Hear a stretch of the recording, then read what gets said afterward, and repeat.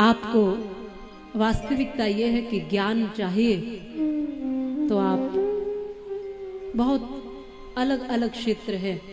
निमिषारण्य में तो हमेशा कथाओं का प्रचलन रहा है, वहां से कथाएं सदैव सुनाई और सिखाई गई है। वो एक केंद्र हुआ करता था हमेशा कथाओं को आगे बढ़ाने का, तो वहां से आप सीख सकते हो। पर यहाँ वृंदावन में जब आते हो ना, वृंदावन तो प्रेम की नगरी है। वृंदावन साक्षात श्री ठाकुर जी का हृदय है। वृंदावन में यहाँ योग नहीं, यहाँ वियोग है, और उस वियोग से परमात्मा तक की यात्रा है। यहाँ पर विरह है, यहाँ गोपियों का विरह है। इस वृंदावन में तो आप भाव से जितने ठाकुर जी के आगे आंसू गिरा दोगे वो उतना रीत जाएगा। दुनिया के आगे रोते हो कि नहीं रोते हो, पर ठाकुर जी के आगे रोना नहीं आता। और ठाकुर जी के आगे कभी रोगे तो भी दुनिया को याद करके ही रोगे। मेरा वो छोड़ के चला गया, मेरी नौकरी छूट गई, दुनिया को याद करके ठाकुर जी के लिए कोई आंसू बहा दे, या ठाकुर जी को कोई हृदय से याद कर ले। बस याद भर करना है उनको, ज्यादा कुछ नहीं करना। तुम 56 भोग लगाओ, वो उसके भूखे नहीं है। ये तो बस एक बाहर की औपचारिकता है कि तुम जुड़े रहो किसी न किसी तरीके से भक्ति से। बाकी तुम एक तुलसी का पत्ता भी चढ़ा दो ना, तब भी वो रीझ जाता है, रीझ जाता है। नहीं है तुम्हारे पास कोई सामग्री लाने के लिए, नहीं है महंगे महंगे उपहार लाने के लिए, नहीं है बहुत कुछ देने के लिए, कोई बात नहीं है। भक्ति इतनी सहज है ना, इतनी सरल है कि बाहर का कुछ नहीं देना होता है। भक्ति में बस अपना मन अर्पण करना होता है।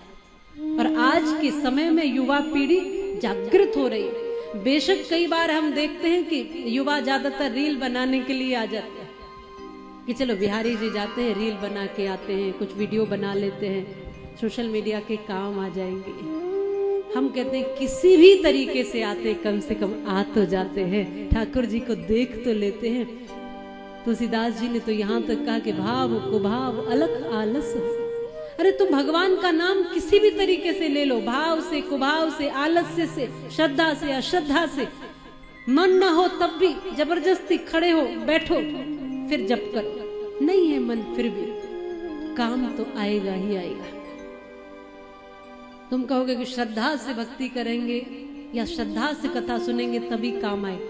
चलो अश्रद्धा से सुन ली तो भी तो काम आएगी। श्रद्धा नहीं थी आपकी यहाँ आने की, आपने देखा कथा चल रही है, आप आ गए, अब आप बैठे, अब आपने कथा सुनी।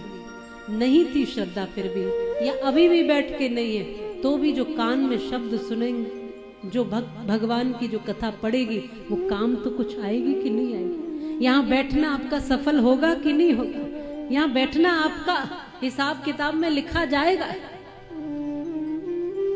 जैसे उदाहरण के लिए आप श्रद्धा से जहर खाओ या अश्रद्धा से, काम करता है जहर।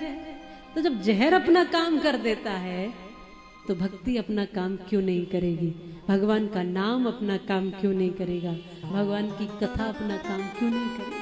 अवश्य करेगी, निश्चित रूप से करेगी। इसलिए इस वृंदावन की भूमि पर जब भी आते हो ना, सबसे पहले मिट्टी को, भूमि को प्रणाम करा करो यहाँ के। और इस ब्रज रज को लेके, जहाँ भी धूल मिले रज को लेके थोड़ा माथे पे लगा लिया करो। देखो तुम्हारी किस्मत कैसे बदलती है।